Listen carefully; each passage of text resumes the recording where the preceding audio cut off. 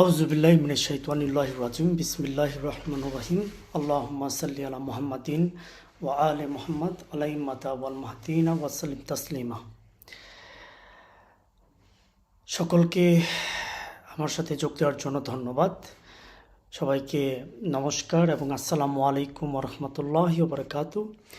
আজ আমরা এমন একটি বিষয় নিয়ে কথা বলবো যা কেবল কোনো নির্দিষ্ট ধর্মের নয়, বরং গোটা মানব জাতির জন্য। আমরা কি কখনো ভেবে দেখেছি কেন পৃথিবীর প্রতিটি প্রান্তে, তা মরুভূমির তপ্ত বালুকণা হোক বা হিমালয়ের পাদদেশ হোক, প্রতিটি প্রাচীন ধর্মগ্রন্থ একজন ত্রাণকর্তার কথা বলে গেছে?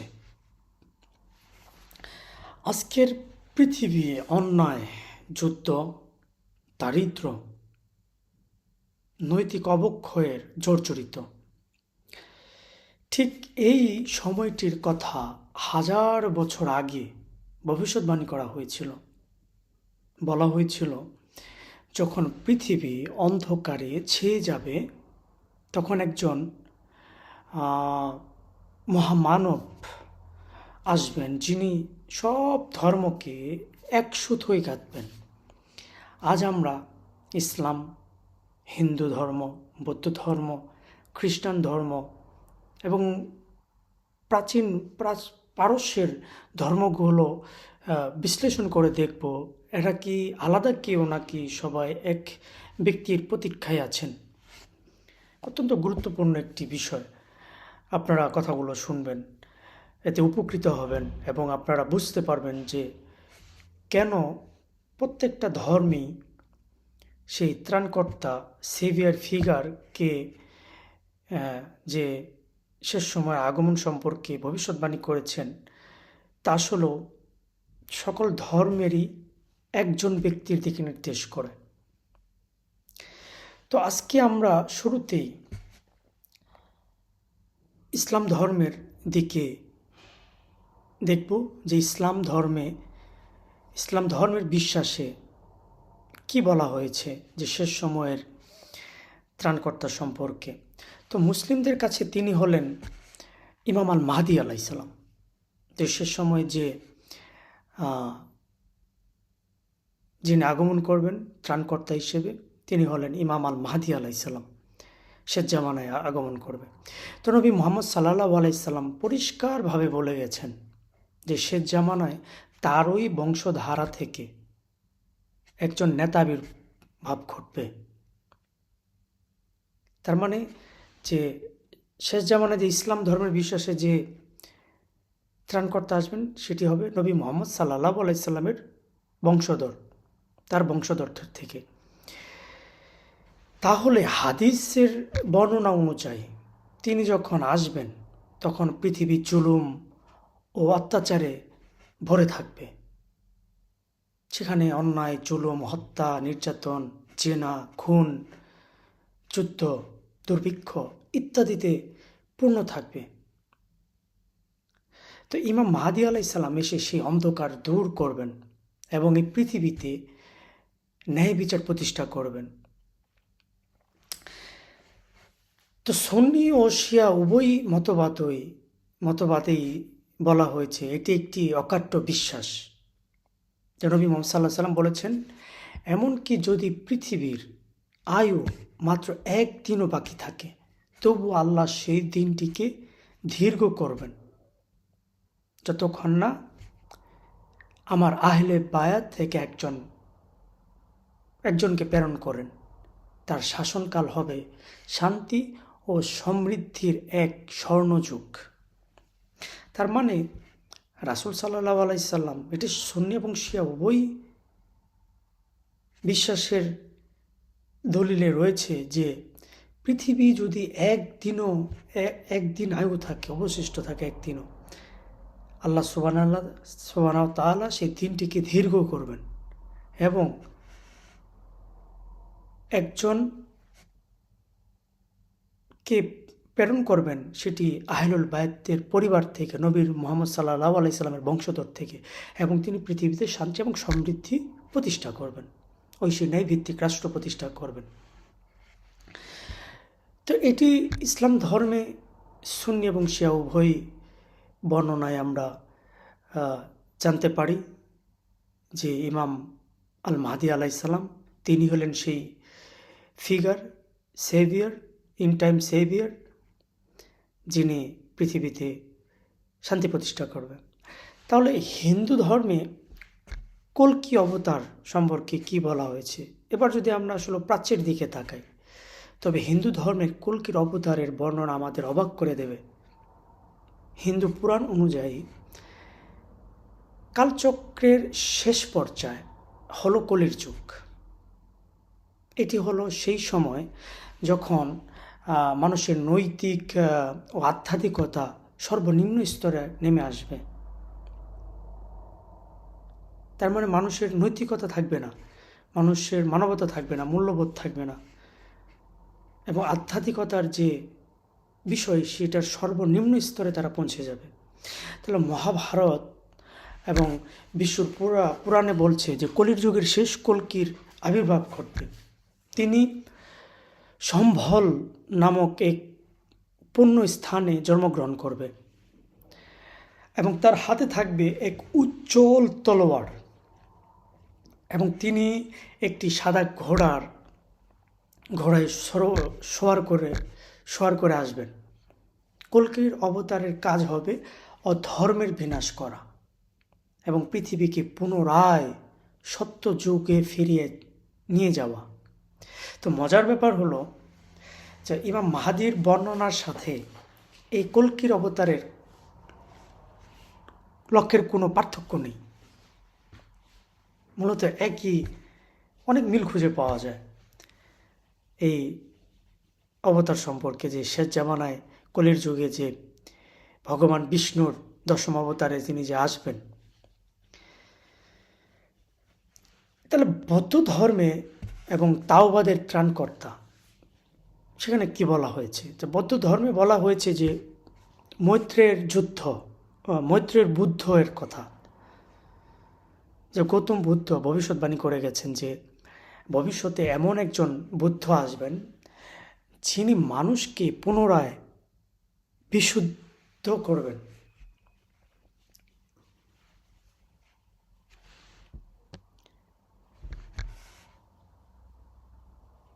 এবং বিশুদ্ধ ধর্মে পথ দেখাবেন। যখন পৃথিবীতে করুণা এবং প্রেম হারিয়ে যাবে, তখন মৈত্র এসে মানবতাকে পুনরুদ্ধার করবেন। একইভাবে চীনের প্রাচীন তাও দর্শনের লিহুং নামক একজন মসিয়র কথা বলা হয়েছে।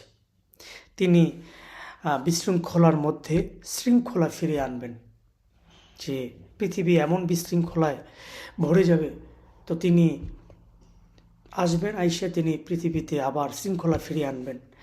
এই মিলগুলো কি কেবলই কাকতালীয় ঘটনা? আসলে কি কাকতালীয়, নাকি এটি একই মহাজাগতিক সত্যের বিভিন্ন ভাষার প্রকাশ? আপনাদের কি মনে হয়? তা আব্রাহামিক ধর্ম এবং জরুষ্ট্রবাদে, যে খ্রিস্টান এবং ইহুদি ধর্মেও একজন মসিহ বা মাসিহার এর প্রতীক্ষায় কয়েক হাজার বছর ধরে তারা অপেক্ষা করছে, এবং এটি পুরনো বিষয়, ঠিক আছে, এবং এই বিষয় নিয়ে তারা বিভিন্ন আলোচনা করে এবং অপেক্ষায় আছে। তো খ্রিস্টানরা বিশ্বাস করেন যীশু ঈসা আলাইহিস সালাম পুনরায় ফিরে আসবেন।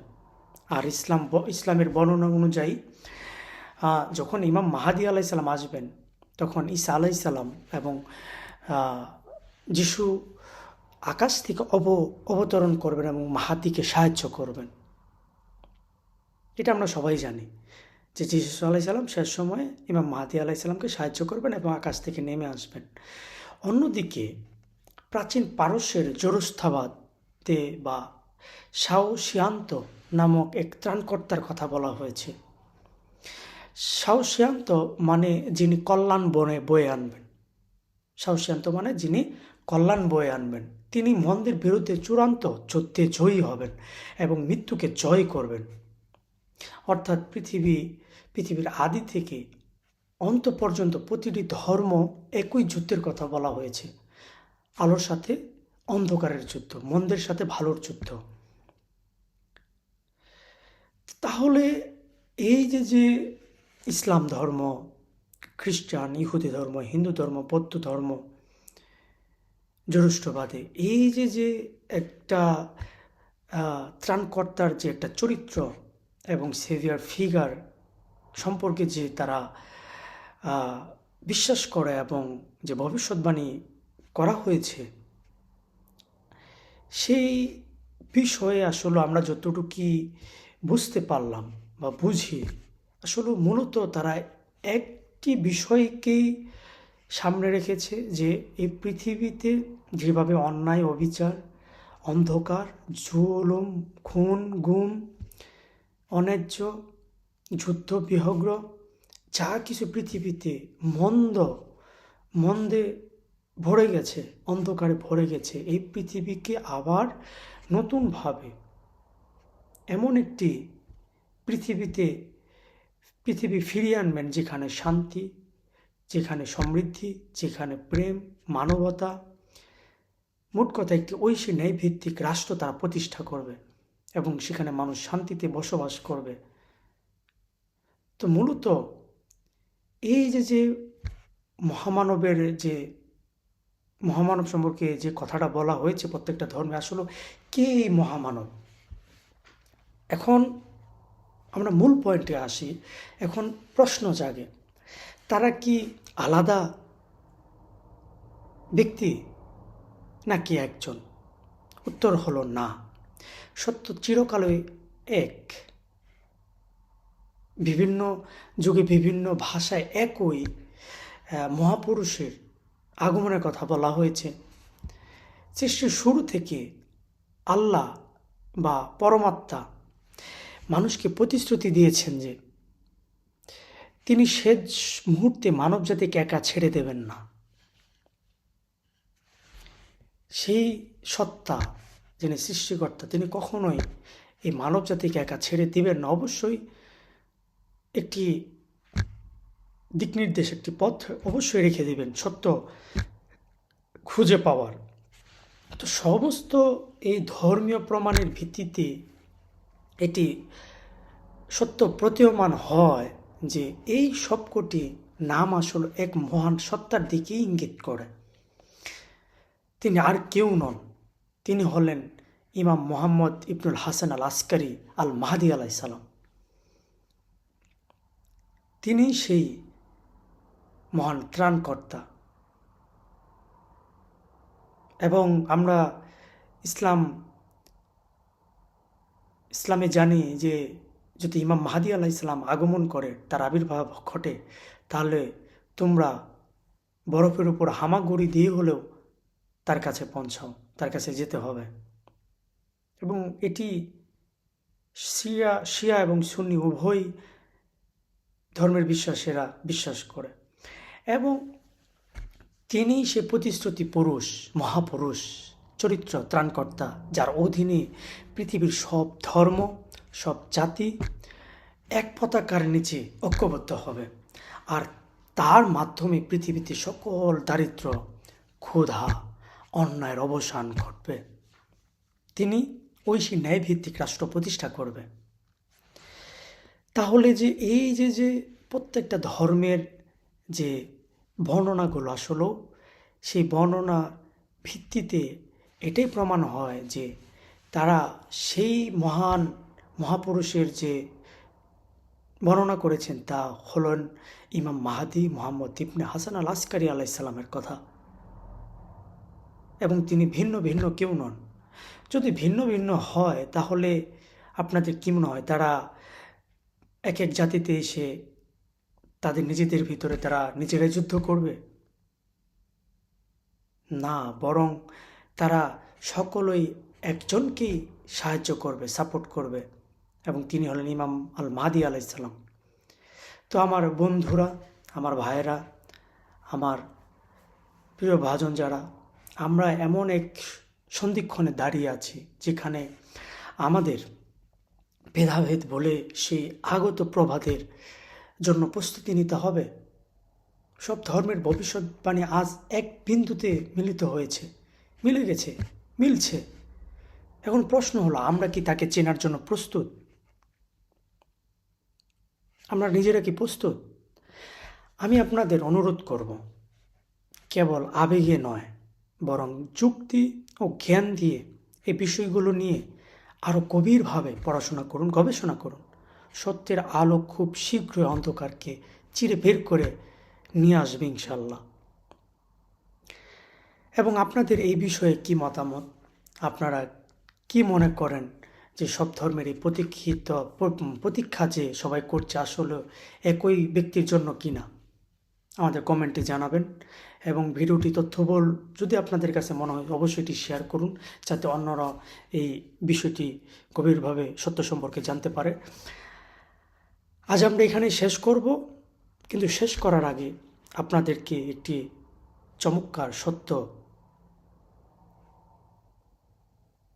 ইনফরমেশন দিতে চাই। তা হলো, রাসূল সাল্লাল্লাহু আলাইহি সাল্লাম তার ওফাতের আগে তিনি ওসিয়তনামা করে গিয়েছেন, এবং সেই ওসিয়তনামায় তিনি 12 জন ইমাম এবং 12 জন মাহাদিনগণকে নিযুক্ত করে গেছেন। এবং সেখানে মোহাম্মদ ইবনে হাসান আল আসকারি, যিনি প্রতীক্ষিত ইমাম মাহদী আলাইহিস সালাম, তার কথাও সেখানে উল্লেখ করে গেছেন। তিনি 12তম ইমাম, এবং 12তম ইমামের পরে 12 জন মাহদী আসবেন। এবং একমাত্র 1400 বছরের ভিতরে যিনি প্রথম মাহাদী, ইমাম মোহাম্মদ ইবনে হাসান আল আসকারি আলাইহিস সালাম কর্তৃক সমগ্র বিশ্বে প্রেরিত রাসূল, তিনি হলেন প্রথম মাহাদী ইমাম আহমেদ আল হাসান আলাইহিস সালাম। তিনি প্রথম সেই ওসিয়তের দাবি নিয়ে আগমন করেন। তিনি ইরাকের বাসরায় 1999 সালে তিনি প্রথম প্রকাশ ঘটে, তিনি আবির্ভূত হন, এবং তিনি প্রত্যেকটা ধর্মের মানুষকে দাওয়াত দিয়েছেন, এবং তিনি প্রমাণ করেছেন, এবং প্রমাণ সহকারে তিনি নিয়ে আসছেন। এবং তিনি প্রত্যেকটা ধর্মের মানুষকে বলেছেন, কোরআনের লোকদেরকে বলেছেন তিনি কোরআনের সবচেয়ে বেশি জ্ঞান রাখেন। তিনি খ্রিস্টানদের কিতাবীদের থেকে তিনি জ্ঞান বেশি রাখেন, এবং তিনি ইহুদিদের কিতাবীদের থেকে তিনি বেশি জ্ঞান রাখেন, এবং তিনি অসাধারণ আল্লাহর ঐশী জ্ঞান প্রদর্শন করেছেন। এবং তারপরে সেকেন্ড মাহাদি, তিনি আবদুল্লাহ হাশেম আব্বাস সাদিক আলাইহিস সালাম, তিনিও সেই দাবি নিয়ে আসছেন, সেই রাসূল সাল্লাল্লাহু আলাইহি সাল্লামের ওসিয়ত এর দাবি নিয়ে। তার নাম সেখানে আবদুল্লাহ উল্লেখ করেছেন, কারণ আমরা রাসূল সাল্লাল্লাহু আলাইহি সাল্লাম সুন্নি এবং শিয়া উভয় হাদিসে, বুখারী শরীফ, মুসলিম শরীফ, বিহার আল আনোয়ার, গায়বাতুল তুসি, বিভিন্ন হাদিসে এই ওসিয়তনামার উল্লেখ আছে। এবং সেখানে রাসূল সাল্লাল্লাহু আলাইহি সাল্লাম বলেছেন 12 ইমামের পরে 12 মাহাদিন আসবে, এবং 12 মাহাদিনদের মধ্যে প্রথম তার 3টি নাম হবে। একটি আমার নামের নাম আহমেদ, আমার পিতার নামের নাম আবদুল্লাহ, এবং তৃতীয় নাম আল মাহদী আলাইহিস সালাম। এবং তিনি হলেন সে আবদুল্লাহ নামের উল্লেখিত নাম রাসূল সাল্লাল্লাহু আলাইহি সাল্লাম উল্লেখ করে গেছেন, সেই নামের দাবি নিয়ে তিনি আগমন করেছেন সত্য প্রমাণ সহকারে। এবং তিনি আজান দিচ্ছেন, তিনি ইমাম মাহদী আলাইহিস সালামের মিশন এবং আল্লাহ সুবহানাহু ওয়া তাআলার মিশনকে তিনি সামনে নিয়ে যাচ্ছেন এবং বাস্তবায়ন করছেন। আপনারা ওনার সম্পর্কে যদি বিস্তারিত তথ্য জানতে চান, ওনার সত্যতার প্রমাণ জানতে চান, তাহলে আমাদের ওয়েবসাইট রয়েছে www.ahmadiyareligion.organization, এবং আমাদের ইউটিউব চ্যানেল রয়েছে the Mahdi has appeared by Abdullah Hashem, এবং আমাদের টিভি চ্যানেল রয়েছে, satellite channel the Ahmadi religion of peace and light, এবং এটি বিশ্বের প্রায় সব ভাষায় আলাদা আলাদা রয়েছে। সেখানে Germany, France, English, Urdu, Italian, সকল ভাষাভাষীর জন্য আলাদা আলাদা আমাদের ব্যবস্থা রয়েছে। তো আমাদের আব্বাস সাদিক আলাইহিস সালামের গোল অফ দ্য ভয়েস রয়েছে, সেখানে আপনারা আব্বাস সাদিকের তার জ্ঞান যে প্রদর্শন করছেন, সেখানে সকল জ্ঞান সেখানে লিপিবদ্ধ করা আছে, সেটা আপনারা পড়তে পারেন। আমাদের দ্য মাহাদি ম্যানিফেস্টো রয়েছে, সেটাও আপনারা চাইলে ডাউনলোড করতে পারেন। এগুলো সব ফ্রি, আপনারা ওয়েবসাইটে গেলে সব পাবেন। এবং আমরা আহমদি religion of peace and light, এটা কোনো আহমদিয়া রিলিজন, যে কাদিয়ানি মির্জা গোলাম, ওনার সাথে আমাদের কোনো সম্পর্ক নেই। উনি একটি মিথ্যা প্রতারক, ফ্রড। ওনার কোনো ভবিষ্যৎবাণী নেই, উনি মিথ্যা দাবিদার। তো আমরা নিজেদের ক্লিয়ার করছি, কারণ আমরা আহমদি, এটা রাসূল সাল্লাল্লাহু আলাইহি সাল্লামের নাম। সেই নামে তিনি আহমদ আল হাসান আলাইহিস সালাম, তিনি সেই নামের দাবি নিয়ে আগমন করেছিলেন। সেই নামের ভিত্তিতে আমরা, যেহেতু আমরা আহমদ আল হাসান আলাইহিস সালামের সাথে আল্লাহ সুবহানাহু ওয়া তাআলা সপ্তম অঙ্গীকারে, কভানেন্টে আমরা চুক্তিবদ্ধ, এই কারণে ওনার নামে আমরা নিজেদেরকে পরিচয় দিই আহমদি religion of peace and light এর অনুসারী, এবং আমরা ফলোয়ার্স। তাই আপনারা ইমাম মাহদী আলাইহিস সালামকে চেনার আইন সম্পর্কে আগে জানুন, কীভাবে ইমাম মাহদী আলাইহিস সালাম এবং শেষ সময়ের ত্রাণকর্তাকে আমরা ফাইন্ড আউট করতে পারবো, আইডেন্টিফাই করতে পারবো, তাকে কিভাবে চিনব।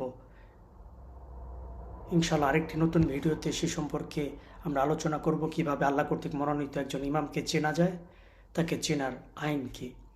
তো সকলে ভালো থাকবেন, সুস্থ থাকবেন। লা হাওলা ওয়ালা কুওয়াতা ইল্লা বিল্লাহিল আলিয়্যিল আযীম। বিসমিল্লাহিল ওয়াহিদুল কাহার।